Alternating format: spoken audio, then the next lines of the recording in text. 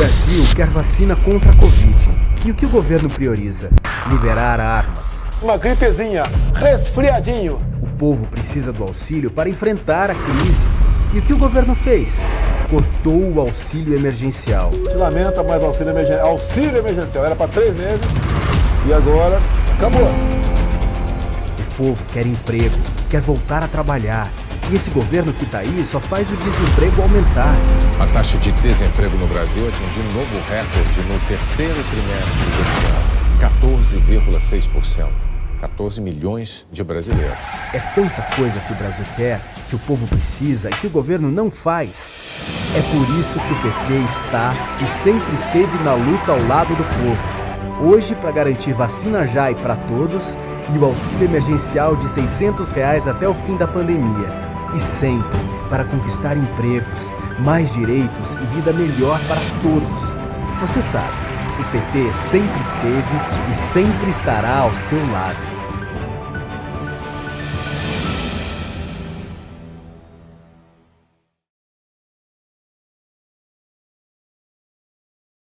O pai tá on e a TV PT também.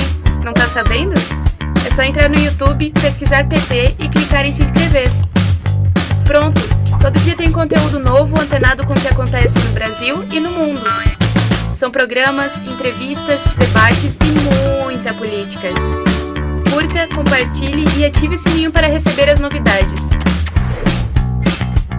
TV PT, em sintonia com o Brasil, em sintonia com você.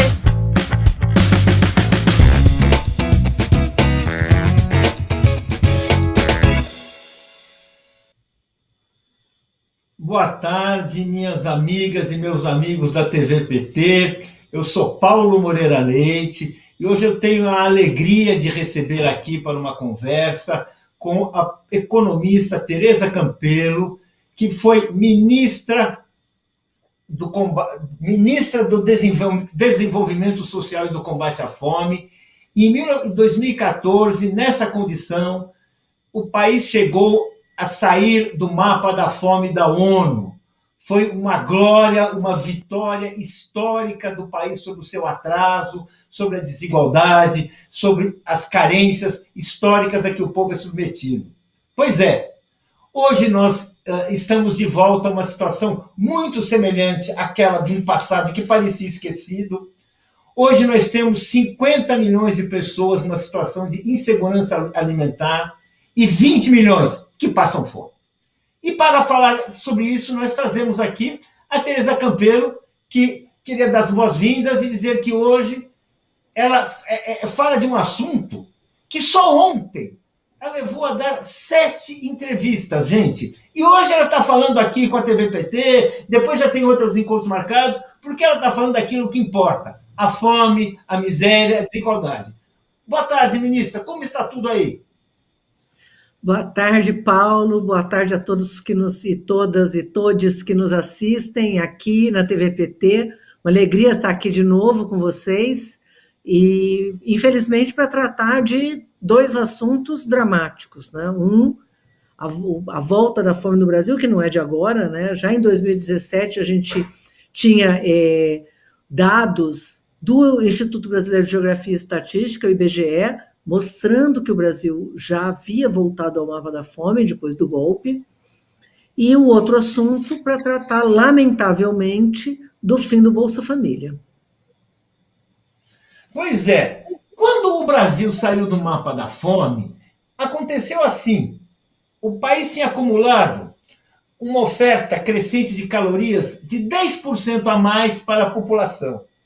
A renda dos mais pobres tinha crescido 71% com a valorização do salário mínimo e a geração de 24 milhões de novos empregos. A merenda escolar atingia 43 milhões de crianças. Nós saímos do mapa da fome, que foi a senhora que comentou, avaliou e tudo isso, quando a subalimentação limitava-se, era real, não fora 100% totalmente eliminada, mas limitava-se a 1,7% dos brasileiros. 98,3% tinham segurança alimentar. Dava para imaginar que o pior governo que fosse chegar, que fosse assumir esse golpe, fosse aplicar um golpe tão duro e tão terrível sobre a condição de vida da população? Realmente, eu acho que em nenhum dos piores pesadelos a gente poderia imaginar, não só que a gente chegaria a essa situação, mas que chegaria tão rapidamente, né, Paulo? Porque é muito rápido. Você vê, o Brasil volta ao mapa da fome já em 2017, como eu comentei. Né? Tem muita gente que fala assim, nós estamos vivendo a fome por conta da pandemia. Não é a pandemia. Né? Em 2017, 2 anos antes da pandemia chegar ao Brasil, nós já tínhamos uma situação geral de insegurança alimentar pior do que quando o Lula assumiu. Isso dados do próprio IBGE, não é os dados da Tereza, os dados do presidente Lula, não. Os dados do IBGE, da escala brasileira de insegurança alimentar, mostravam, né, em 2004, que foi quando a primeira vez que foi implementado, 35% dos brasileiros em insegurança alimentar. Em 2017, quer dizer, sai da insegurança alimentar, a gente passa a ter menos de 22% dos brasileiros em insegurança alimentar e volta muito rapidamente para 36,6% dos brasileiros. Então, em 2017, a gente já estava numa situação pior que 2004, se a gente olhar os dados gerais, né, de insegurança alimentar. O que é insegurança alimentar? Tem gente que fala assim, mas a pessoa passa fome. Né? A escala brasileira de insegurança alimentar, que hoje é seguida no mundo todo, sabe que o Brasil foi pioneiro em várias políticas sociais. Não, na verdade, isso é um estudo feito nos Estados Unidos na década de 90, e em 2004, governo federal, Unicamp, Universidade Federal da Paraíba desenvolveram essa metodologia, modificando aquele estudo, mas que era um piloto, e foi implantado no Brasil aí como política pública, né, em escala nacional. Aí foi feito em 2004, mostrou a redução da insegurança alimentar já em 2009, depois ele foi feito de novo em 2013, mostrando que a segurança alimentar tinha chegado a quase 80%, né? E aí, em 2017, quando mais uma vez aplicada a pesquisa, né, a Escala Brasileira de Insegurança Alimentar, junto com a pesquisa de orçamento familiar, a POF, já mostra que o Brasil estava com índices piores do que o de 2004. Aí as pessoas falam assim, mas essa insegurança alimentar é um termo tão subjetivo, né?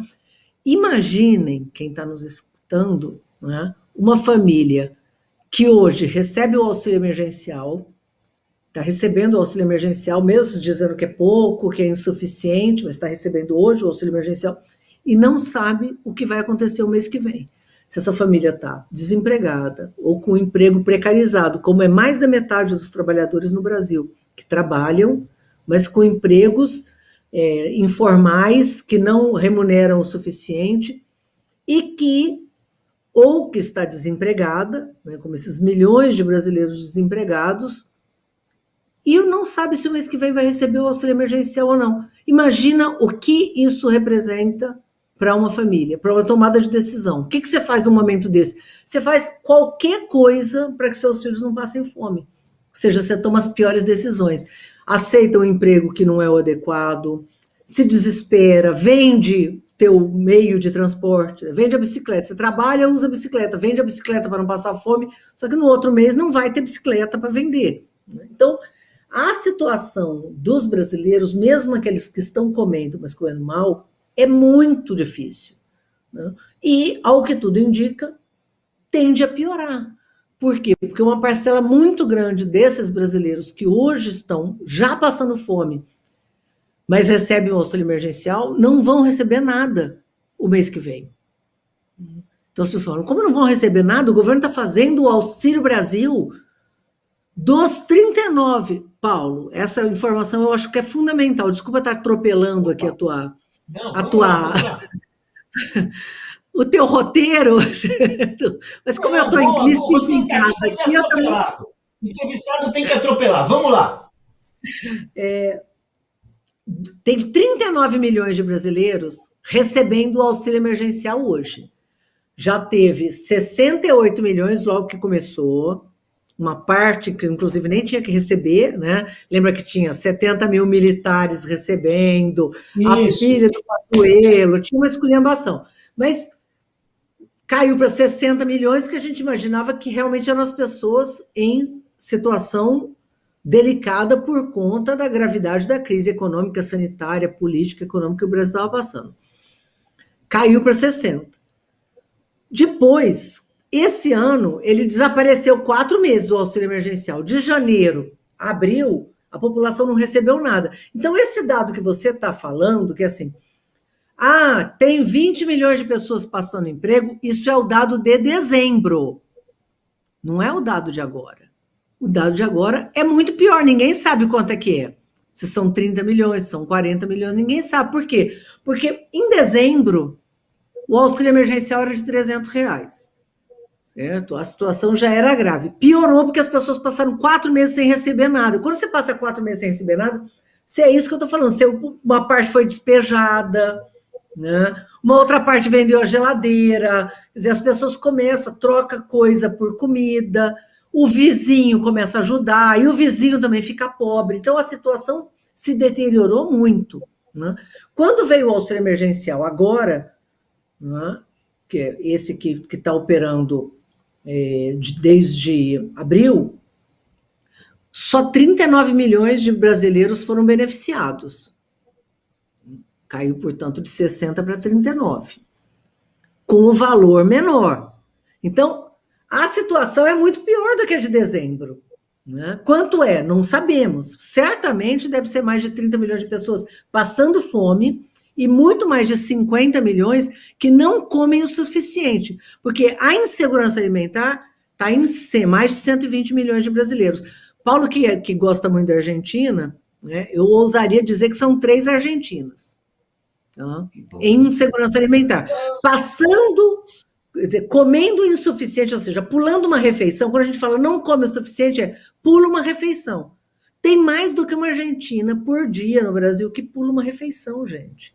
Então, assim, a situação é dramática.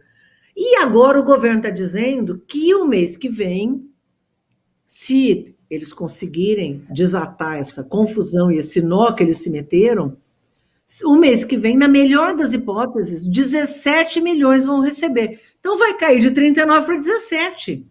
22 milhões de brasileiros serão excluídos de programas de transferência de renda no Brasil. 22 milhões de famílias provavelmente vão ser excluídas de programas de transferência de renda. Esse é o dado que eles estão escondendo e que ninguém fala. Esse é o principal dado da conjuntura. Então, tem que aumentar o valor, agora, tem 22 milhões que vão ficar a descoberto. Então, a situação realmente é muito preocupante. Olha, eu gostaria de dar um dado, para dar um colorido novo para essa conversa, que é um número que está na revista Forbes, de agosto, que fala do aumento do número de bilionários. Porque se a gente tem uma sociedade que aumenta o número de famintos, que aumenta em milhões, o número de bilionários aumenta mais modestamente, mas é festejar. São 70 novos bilionários que apareceram no Brasil de 2020. E eles assim, ou seja, bilionário aqui é quem tem pelo menos 1 bilhão assumido em aplicações na Bolsa. São 315, antes eram 77 a menos. E como é que se explica isso? Bem, investimentos externos massivos, que foram valorizando as empresas, novas subdivisões, ou seja, o andar de cima, Tereza, está se dando bem. Um setor desse andar de cima está ganhando como nunca. Como é que a gente pode explicar isso? Como é que a gente entende isso? Você que é economista, formada, pós-graduada, como é que a gente entende isso aí? Que modelo é esse? Como é que explica isso aí? Você deu uma frase, na entrevista que você deu essa semana para o Juca Kfouri, que dá uma pista. E eu queria então perguntar, você fala assim, esse governo garante a segurança alimentar na China, mas não garante alimento para o povo brasileiro. É essa política aí que você exporta a riqueza e sobra para poucos? Sobra muito, mas para poucos. Esse eu acho que é uma das pontas né, que explica essa questão, né? Agora, Paulo, a gente até chega aqui na exportação, mas veja só, não é que o Brasil cresceu, né, porque a gente podia dizer, o Brasil cresceu, alguns ganharam muito e uma parte grande empobreceu. Não é, o Brasil não cresceu. Como é que com o país não cresceu? Porque o Brasil não cresceu. Não é só que teve mais pobre. Porque você podia falar, o Brasil cresceu, mas aumentou a desigualdade. Aí teve muita gente que ficou pobre e uns que se deram muito bem. Não, o Brasil não cresceu. Todo mundo perdeu renda. Não é só pobre. Teve gente que caiu numa situação de completo desalento, gente que foi despejado, foi para a rua, né, uma tragédia social, como a gente não vê no Brasil há muitas décadas. Agora, a classe média também se deu mal, a maior parte dos brasileiros perdeu renda e o país perdeu renda. Mais 70 novos bilionários. Da onde será que vem isso? Teve gente que ganhou com a tragédia dos outros. É assim que a gente explica. Teve gente que ganhou com a tragédia dos outros. Ou seja, não é que o Brasil cresceu e cresceu só para uns. Não, o Brasil não cresceu nada. A imensa maioria do povo perdeu. Setores médios, pobres, classe média baixa, todo mundo perdeu. E alguns se aproveitaram da tragédia, da quebradeira, para se dar bem.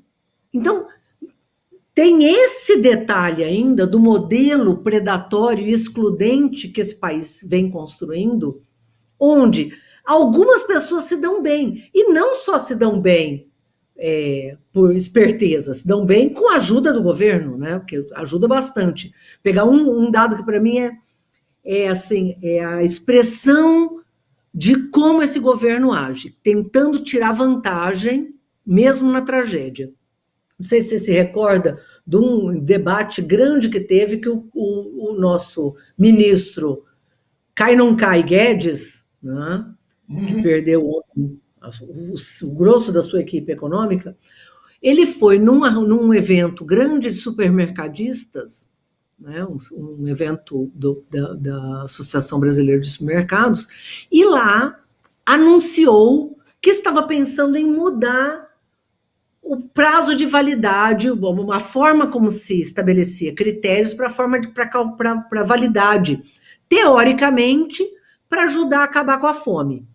Na verdade, não era isso, né? Ele estava anunciando aonde? Na rede de supermercados, que ele ia tentar dar um jeitinho de fazer eles ganharem mais dinheiro, né? Aumentando o prazo de validade, ajudando eles a resolver problema de estoque, porque tinha problema de estoque grave na rede supermercadista, que tinha se planejado por uma coisa e aconteceu outra. Então, assim, usa a fome como argumento para tentar implementar uma medida que eles tentam implementar desde 2014 e que a Anvisa não deixava. Então, assim, isso é a mentalidade dessa gente, que ninguém sabe direito de onde saiu, né? Que se usa da tragédia humana e da pobreza para ter ideia de mudar a prazo de validade, pegar o resto de comida e processar, né? Então, o jeito de acabar com a fome não é construir política social, não é construir uma rede de proteção, é pegar resto de comida e processar e distribuir essa farináceo, né, para pobre, que o povo não distribui nem para porco, né? Então, a explicação ela tem que ser buscada nesse processo, que é um processo de concentração. Muita empresa se deu bem comprando as pequenas, fazendo com que as pequenas fechassem, estabelecendo um padrão de concorrência ainda mais danoso, né?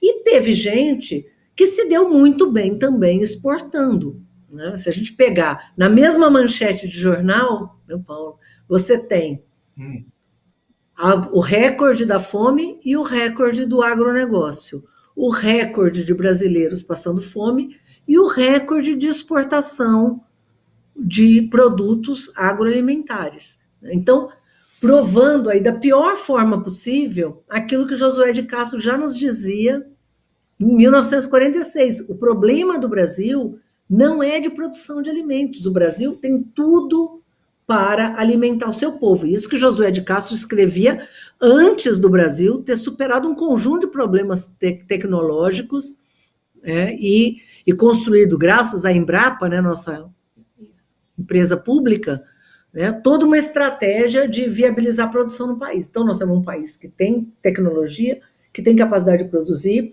que tem solo, que tem clima, que tem água, e que produz. E produz comida. E exporta. E o povo passa fome. Então, por que o povo passa fome? Falta de acesso. E aí, falta de acesso é falta de renda. O salário mínimo cresce hoje abaixo da inflação de alimentos, não é de hoje, né? Os empregos formais foram substituídos com o desmonte da CLT por empregos que não dão conta, né, de garantir renda.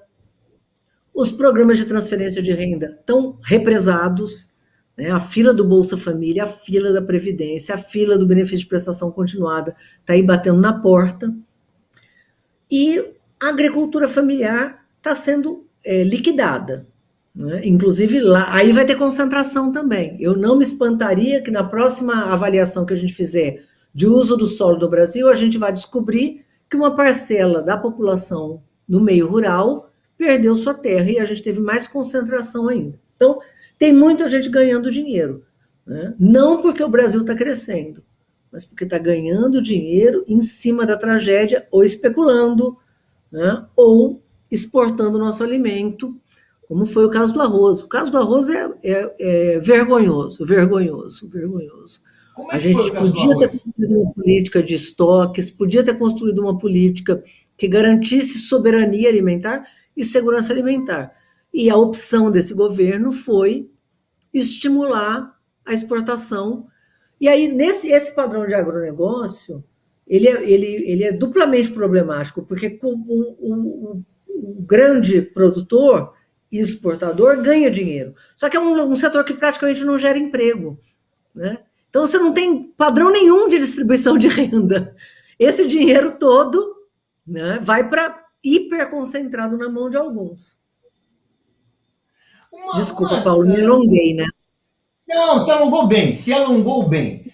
Uma questão que eu acho que politicamente hoje é importante é que, de repente, entre aspas, se começa a falar que apareceu um problema aí que precisa resolver um problema de falta de renda. É como se esse problema tivesse caído do céu. E aí então vem um governo que diz que vai criar um novo auxílio emergencial para, nós sabemos, tentar recuperar popularidade para chegar em 2022 em condições de enfrentar um adversário temível, que é Luiz Inácio Lula da Silva. Gostemos ou não, é o líder de todas as pesquisas. Então, assim, esse teu retrospecto é importante porque mostra que isso aí não caiu do céu. Essa fome que nós estamos vivendo, essa tragédia que nós estamos vivendo, não é uma danação da natureza. É uma obra construída. Eu queria, assim, se é possível, como economista, você reconstituir, fora isso que você já colocou, aquilo que foi sendo assim desmontado, as políticas sociais, o SUAS, que é uma coisa pouco conhecida e que você menciona bastante, e tem que mencionar mais, porque a consciência se forma com informação, ela não cai do céu também, ela precisa saber do que vai acontecer. Eu queria, se é possível, a gente reconstituir isso para entender que aquilo que hoje se quer assim, remendar é uma ferida construída muito conscientemente. Você demonstrou uma parte, eu queria que você ajudasse a falar desse desmonte de políticas públicas, de um estado de bem-estar que estava em gestação. Como é que é isso aí?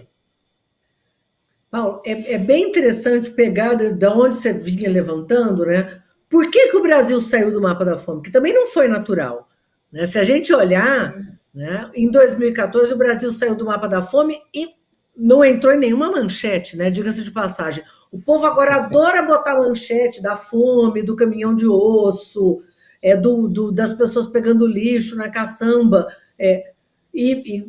devem vender jornal com esse tipo de informação dramática, mas assim, quando o Brasil saiu do mapa da fome, alterando toda uma trajetória histórica que marcou a nossa a retina dos brasileiros ao longo da sua existência, né? Quando aconteceu isso, nenhuma manchete. Nós fomos receber um prêmio, saiu publicado um texto da FAO explicando que como o Brasil era uma referência e o que o Brasil tinha feito para sair do mapa da fome, né? Então, para que os outros países se inspirassem, não copiassem, né? Porque ninguém copia uma coisa do Brasil e coloca num outro país, mas se inspirassem, né, naquele conjunto de medidas. E aí a própria FAO lista o que ela considera que foi o fundamental e o estratégico que o Brasil saiu do mapa da fome. Primeiro deles, liderança e prioridade política, né? Por quê? Porque você não enfrenta um problema escondendo ele. Lula, exatamente. Você não enfrenta um problema escondendo, botando debaixo da mesa, né? Eu falo, quer acabar com o trabalho infantil? É só mudar a legislação e o trabalho infantil não ser mais crime, aí você não tem como verificar, né? Então, aí não, e também não fazer estatística mais. É um outro jeito muito eficiente de acabar com o trabalho infantil, é parar de levantar as estatísticas do trabalho infantil. Acaba o trabalho infantil. Bom, então, colocar a fome em cima da mesa e dizer, o país vive fome, isso é um problema dramático e tem que ser enfrentado, né? Que foi o que o presidente Lula fez. Nós avançamos muito, depois você fala, tem que mais um passo. Deixa eu só te interromper, porque você falando isso, você lembra da posse do Lula? É o compromisso de 3 refeições por dia. Que, assim, 10 anos depois, aquilo deu frutos. 10 anos depois... Não, assim, só para falar, olha, é um compromisso que o governo inteiro assumiu, colocou na cabeça, colocou como prioridade. E foi aí que se venceu. E o presidente Lula, não é assim, ele falou na posse, depois ele falava todo dia a mesma coisa, entendeu? Quer dizer, gente, nós temos uma prioridade, e aí não é o Ministério X ou o Ministério Y, todos os ministérios têm que se somar para atingir esse objetivo. Essa liderança, esse relembrar permanente de que essa é a prioridade. E é super fácil acabar com a fome. Não, não é fácil. É muito difícil, diga-se de passagem. Tem que ter prioridade. Prioridade não é blá, blá, blá, né? Prioridade não é blá, blá, blá. Prioridade em política pública significa o quê? Orçamento. Significa fazer primeiro. Significa garantir recursos humanos. Significa fazer diagnóstico certo. Mobilizar as equipes. Mobilizar estados e municípios. Porque nós não fizemos sozinhos. Nós mobilizamos estados, mobilizamos municípios, e o chamamento era um chamamento para o enfrentamento da fome. Essa mobilização do conjunto do país, das políticas públicas, isso é que permitiu que a gente tivesse um ambiente onde, vamos nos organizar, até porque a fome não é igual em tudo quanto é lugar. A fome no Nordeste, ela tinha a ver com falta de água, a fome na Amazônia, ela tinha a ver com um conjunto de não acessos. Então, as soluções também não são únicas, né? Não tem bala de prata, não tem panaceia para acabar com a fome. É um conjunto de políticas públicas. Então, primeira coisa que a FAO levanta, prioridade. Se a gente for olhar, enquanto o Lula dizia, a prioridade é essa, eu não vou dormir direito enquanto tiver um brasileiro parará, a fala do Bolsonaro é o seguinte, fome, o Brasil não tem fome. O presidente da República... Em 2019, você sabe que acabou de sair um dado produzido pelo Ministério da Saúde que eles estão escondendo, né, escondendo o governo, né, não os pesquisadores, claro, ou os servidores públicos, nada, mas assim, o governo nem fala, nem trisquei. Em 2019, quando o Bolsonaro dizia que o Brasil não tinha fome, saiu um dado que chama Estudo Nacional de Alimentação e Nutrição Infantil, ENANI, dizendo que 47% dos lares que tinham crianças com menos de 5 anos de idade estavam em insegurança alimentar.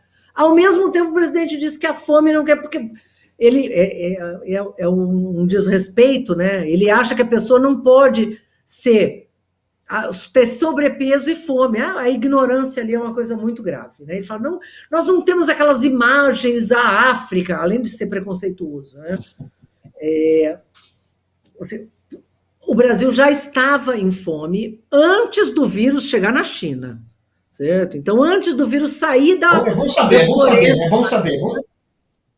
Né? Antes do vírus sair da floresta e ir para a área urbana na China, O Bolsonaro achava que não tinha fome e o Brasil já tinha voltado no mapa da fome pelos dados oficiais do IBGE e por esse estudo feito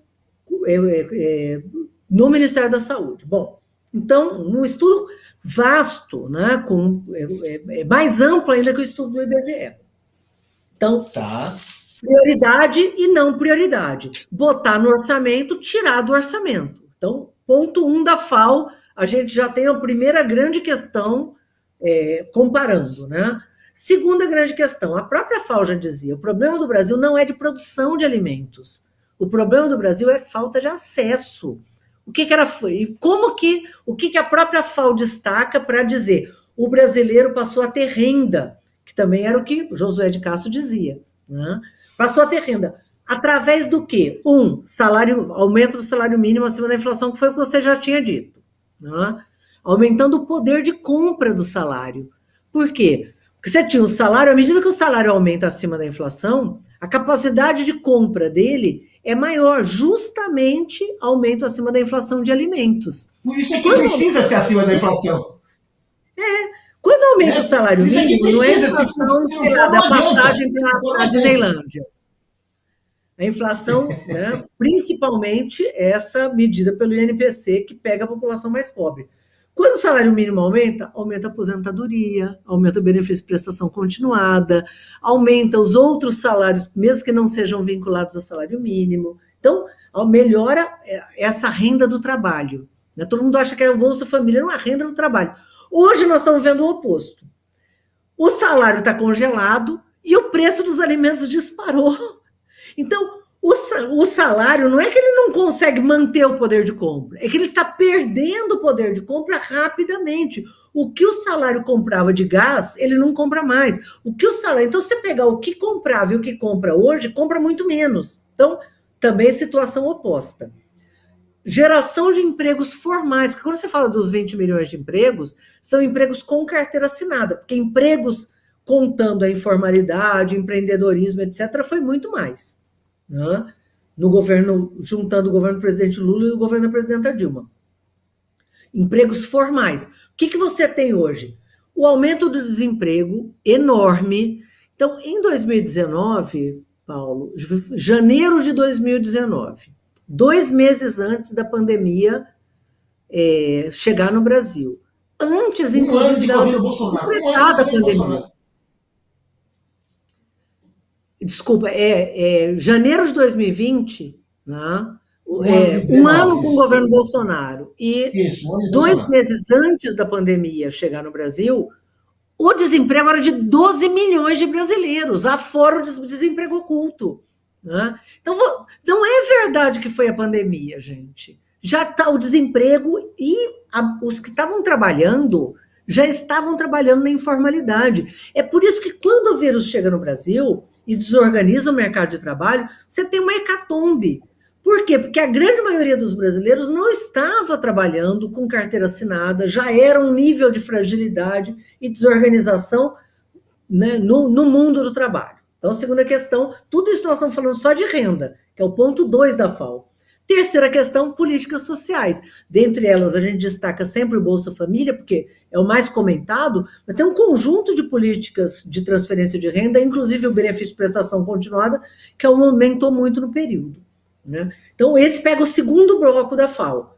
Este Bolsa Família, que era uma das poucas coisas que estava congelada, que estava asfixiada, que estava agonizando e com uma fila enorme, é o que está sendo desmontado agora. A gente daqui a pouco vai falar disso. Então, pegamos o segundo ponto. Primeiro, liderança. Segundo, renda. Terceiro ponto, agricultura familiar. Fortalecimento das ações da agricultura familiar, que é a grande responsável por botar comida de verdade no nosso prato, que é quem produz hortaliça, que é quem produz legumes, que é quem produz fruta, o arroz, o feijão, né? Essa comida saudável, né? Porque a gente não come soja, né, gente? A soja até faz aquele biscoito recheado, mas que não é bom para comer. Quem está nos assistindo aqui sabe disso, se não sabe é bom avisar. Essa soja, porque hoje você tem a soja num monte de produto, a gente acha que só exporta a soja, mas não é. Um monte de coisa que a gente acha que são coisas diferentes, Paulo, abrindo um parêntese aqui, que eu estou cheio de parênteses hoje, É um monte de pacote com cor diferente, com cheiro diferente, com gosto diferente. Um pacote verde, outro azul, outro vermelho, outro com florzinha, outro com não sei o quê. Dentro é tudo igual. Muda o cheiro, porque botaram um cheiro diferente. Muda o gosto, porque botaram um gosto de bacon, gosto de não sei o quê, gosto de churrasco, gosto de batata frita, né? Mas, na verdade, é tudo a mesma porcaria. Tá? Não come não, gente, pelo amor de Deus. Tá? Então, essa comida que vem para a nossa mesa, fresca, que é o que faz bem, né? Hoje eu fiz um quiabinho aqui em casa, por exemplo, estava uma delícia. Essa comida, em geral, vem da agricultura familiar. Essa agricultura familiar deixou de existir ministério que cuidasse deles, o Pronaf está sendo detonado, está dentro hoje do crédito do agronegócio, tudo misturado, como se você... Né? Tudo é a mesma coisa, né, para esse povo, né? Tudo é a mesma coisa, significa vamos afogar esses agricultores aqui, né, e por isso que tem uns ficando milionário, né? Acabou com o programa de aquisição de alimentos, que não foi extinto na prática, mas está agonizando, o programa de cisterna, e assistência técnica, extensão rural e assim por diante. Então, terceira grande questão. Quarta questão, Programa Nacional de Alimentação Escolar, que existe desde a época do Getúlio, né? Que sempre é uma política importantíssima de segurança alimentar no Brasil e que tinha ganhado um componente fundamental no nosso governo, né? Em 2009, ainda no mandato do presidente Lula, que era garantir que o recurso da alimentação escolar, pelo menos 30%, tivesse que ser usado para comprar localmente, né? Comprar arroz, comprar feijão, comprar salada, legumes, frutas, coisas frescas, né? Com vantagens aí generalizadas. Essa estrutura toda de fiscalização para ver se isso estava acontecendo também foi eliminada. Então, a alimentação escolar, se bobear, a não ser que os municípios fiquem cuidando, e a gente fica torcendo, porque tem muito município que já aderiu a essa política de segurança alimentar, tem uma alimentação de qualidade, não está piorando, mas tem muito município que não está sendo fiscalizado, parará, já partiu para vamos comprar biscoito recheado, né? E suco adoçado, em vez de fazer um suco, né? E a última coisa que a FAO levanta, sabe o que é? Controle popular e participação popular através do Conselho, que foi a primeira medida que o governo Bolsonaro extinguiu. Isso está na FAO? Isso que glória, que glória! Democracia faz bem isso. A participação popular e o controle faz com que a gente não só evita retrocessos, está lá o olho do povo, né? Como nos tensiona permanentemente para melhorar, porque nós fizemos muito, o Lula fala muito isso, nós fizemos muito, mas não foi o suficiente. Nós fizemos muito, mas é muito pouco perto do que o Brasil precisa. A gente considera muito, porque é 500 anos sem fazer nada, e aí em 13 anos você mexe um ponteiro e pronto, já saiu do mapa da fome. Agora, ainda tinha muito para fazer, né? Então, foi pouco, foi insuficiente, devíamos ter feito mais. A fala do Lula é essa. Tinha que ter feito muito mais. Tinha que ter feito mais reforma agrária, tinha que ter feito mais agricultura familiar, tinha que ter feito mais, tinha que ter feito muito mais. Vamos voltar e fazer, né? Espero, né, Paulinho? O caminho indica para isso. Agora, quem nos ajudou a empurrar para que a gente fizesse mais foi o Conceia. Eu ia nessas reuniões do Conceia, Paulo, todo mês, que o MDS era quem coordenava, né, as políticas de segurança alimentar no governo.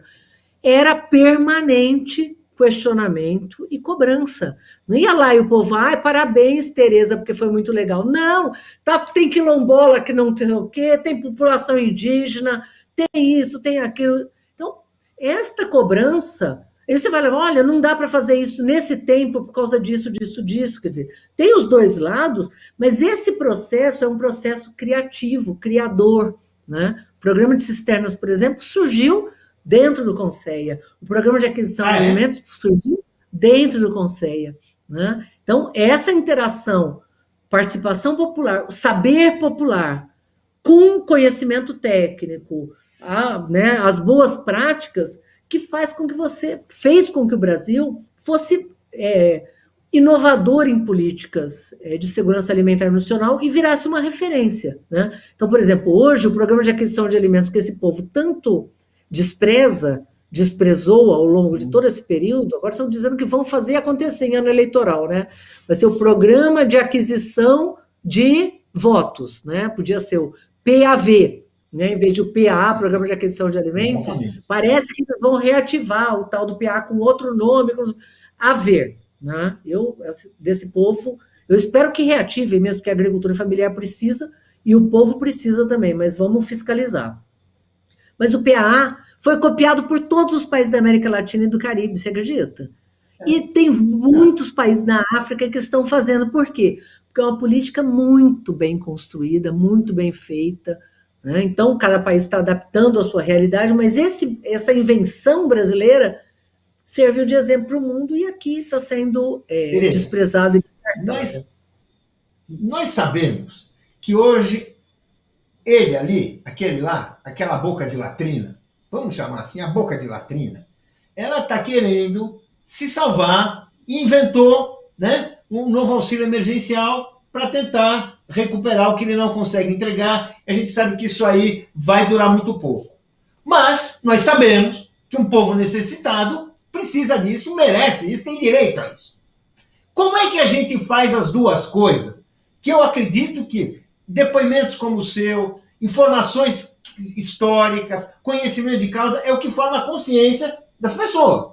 As pessoas entenderem que estão assistindo aqui um teatro. Nós já vimos isso, já vimos um plano real que durou 1 ano, um plano cruzado que durou 1 ano. A gente já viu essas coisas. Milagres desse tipo ocorrem e só servem para enganar o povo.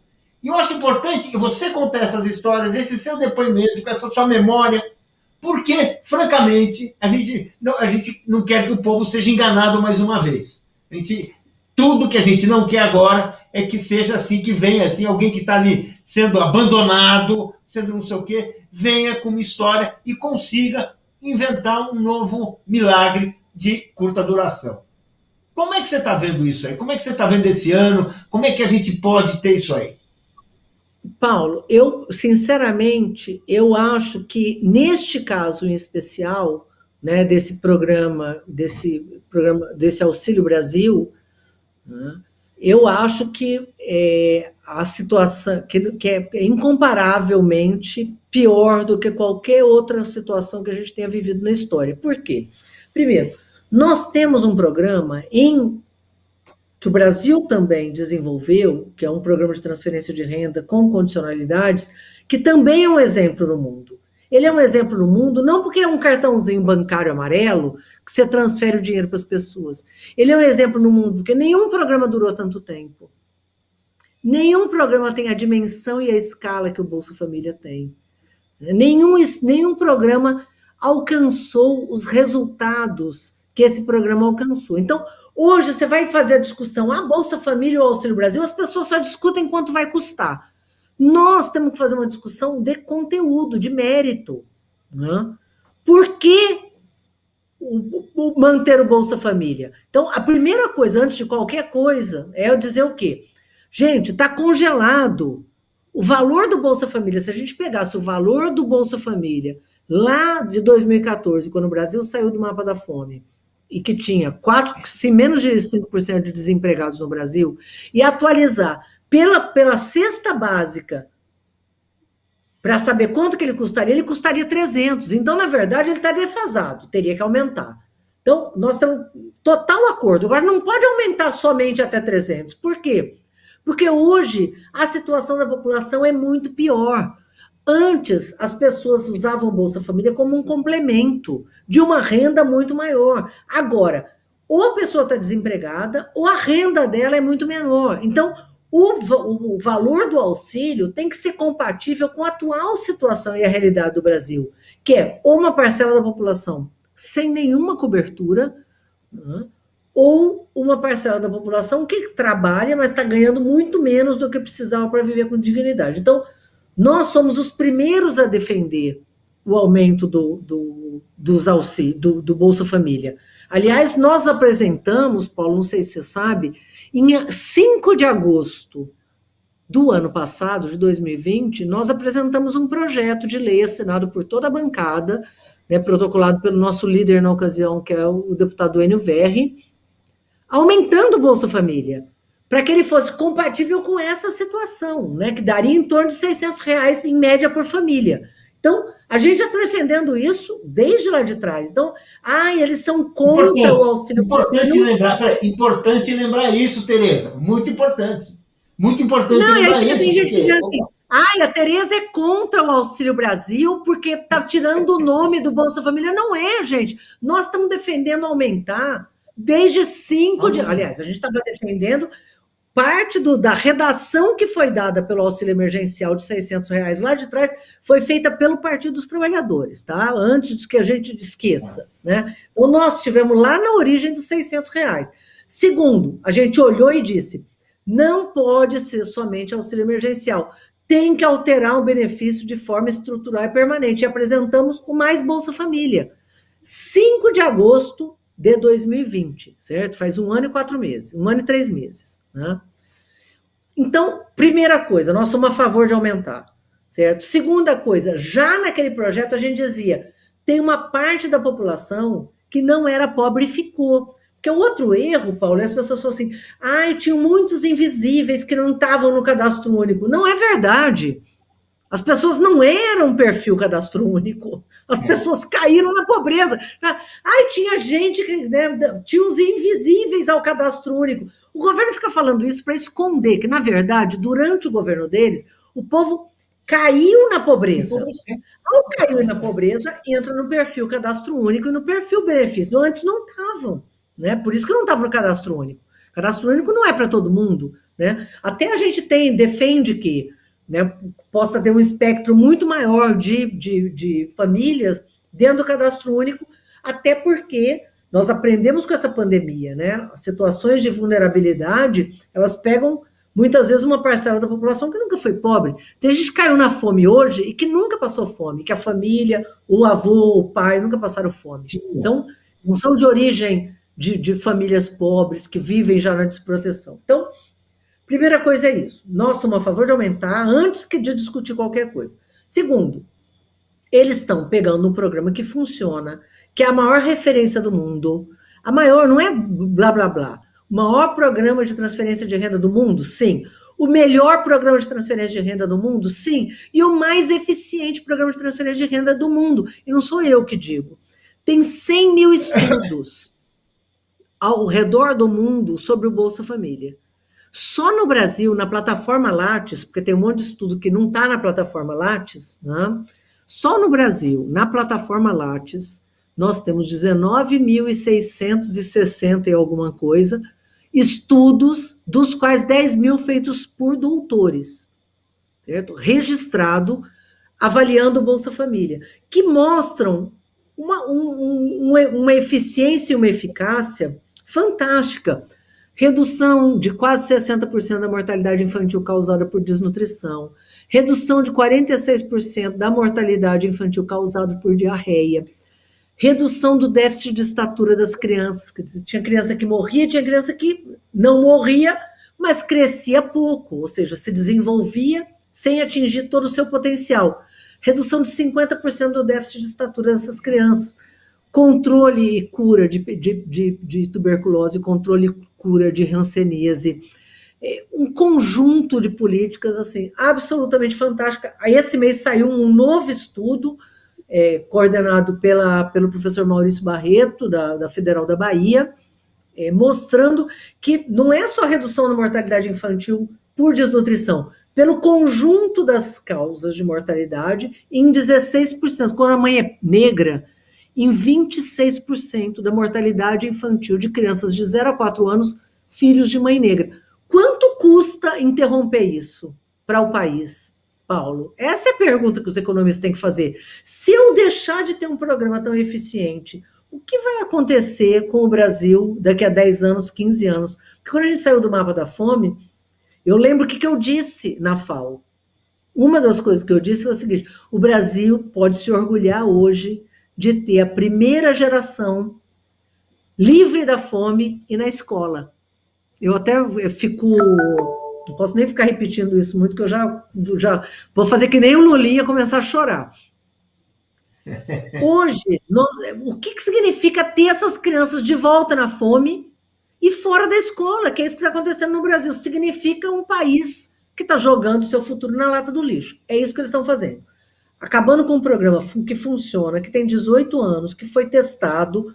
Hoje eu me perguntava, o que o Tribunal de Contas da União está fazendo que não questiona acabarem com um programa comprovado, com dados, avaliação técnica comprovada, rigor científico comprovado, atestado por eles mesmos, substitui por um programa que não tem um estudo que diga por que vai acabar com o Bolsa Família, por que vai colocar esse outro programa no lugar, o que tem de melhor? Nada, ao contrário, todo mundo sabe, né, como diria nosso querido Minotauro Carta, até as pedras mais cristalinas aí do caminho sabem que o programa não funciona, é pior que o Bolsa Família, cheio de penduricalho, né?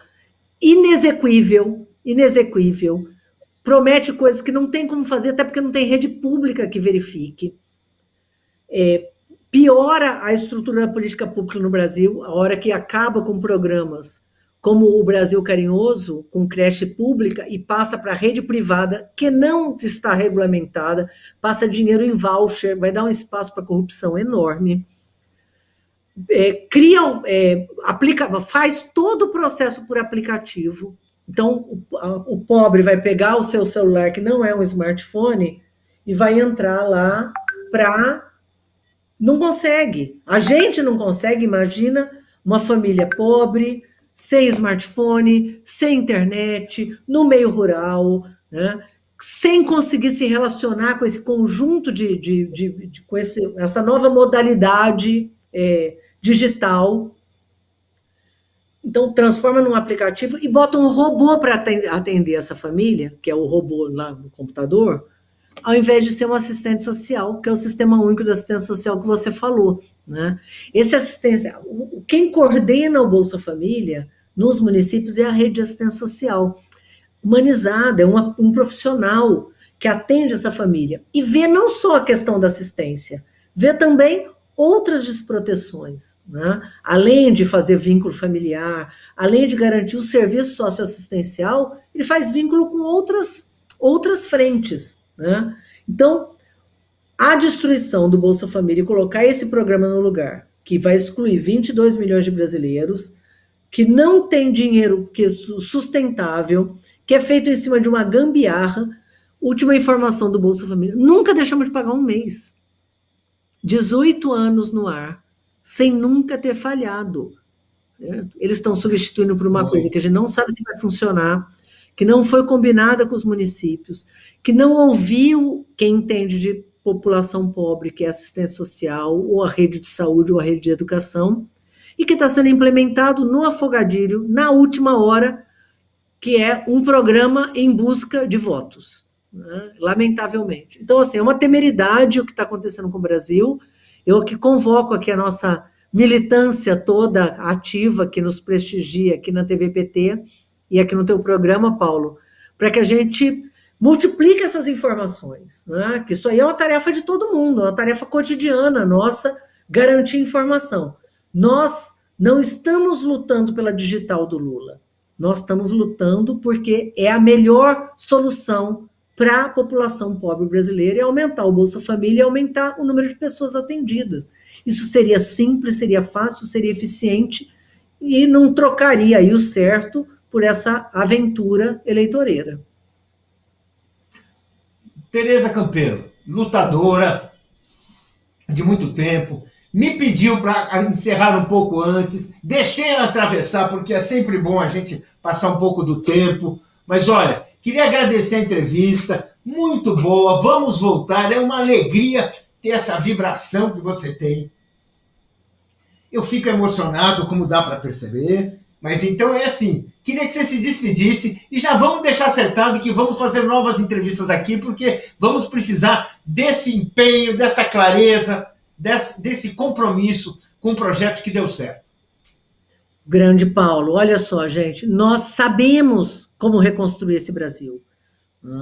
Nós já tiramos o Brasil do mapa da fome uma vez, sabemos o que tem que ser feito, sabemos como reconstruir e vamos tirar de novo. Agora, para isso, precisamos da mobilização aí de toda a nossa turma.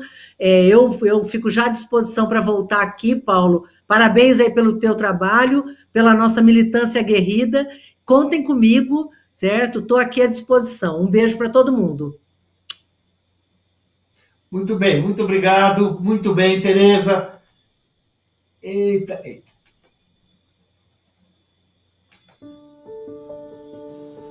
A fome, você tem que estar com ela para você sentir.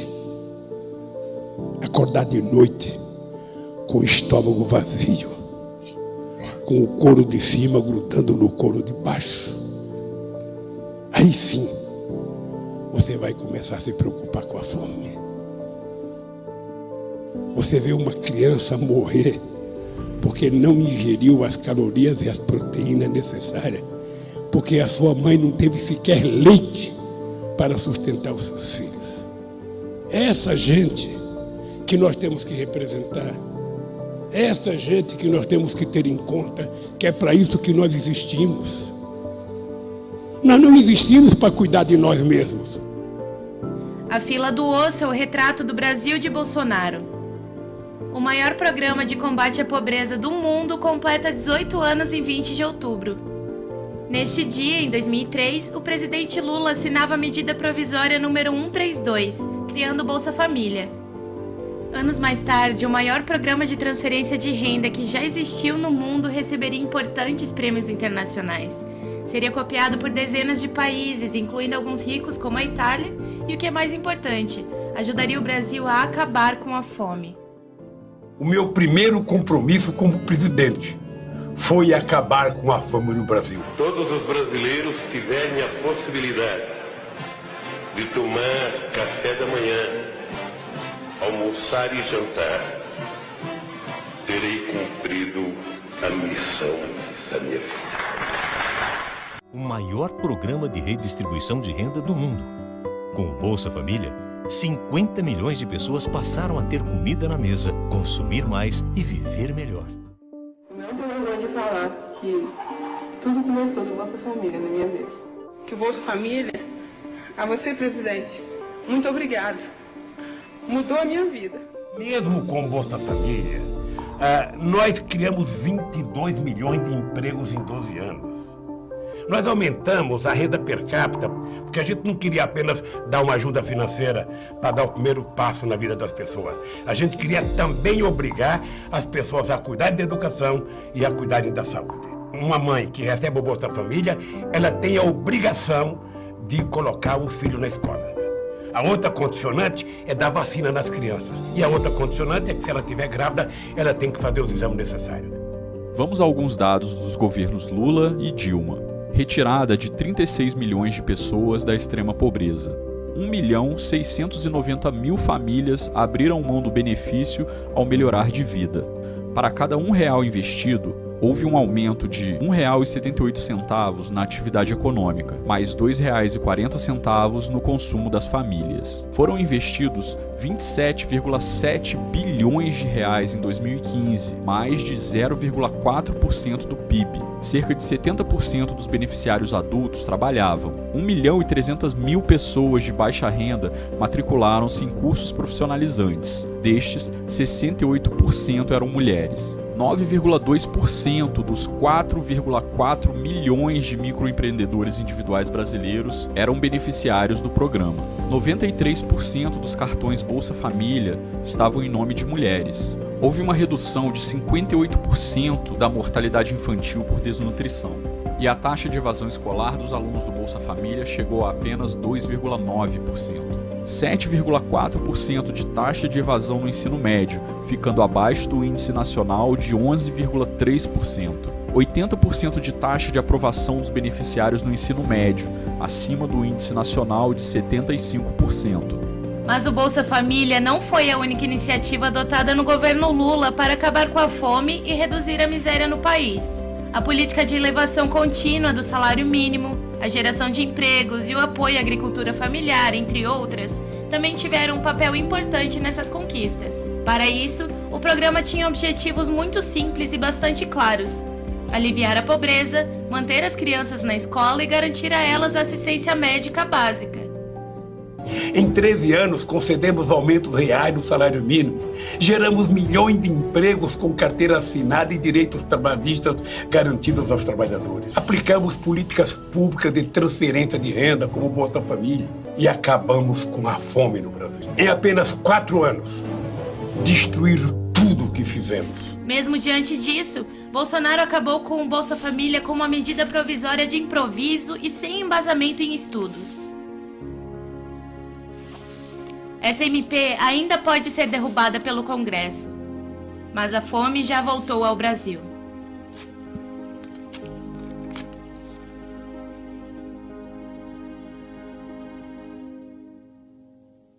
Os poderosos podem matar 1, 2 ou 3 rosas, mas jamais conseguirão deter a chegada da primavera.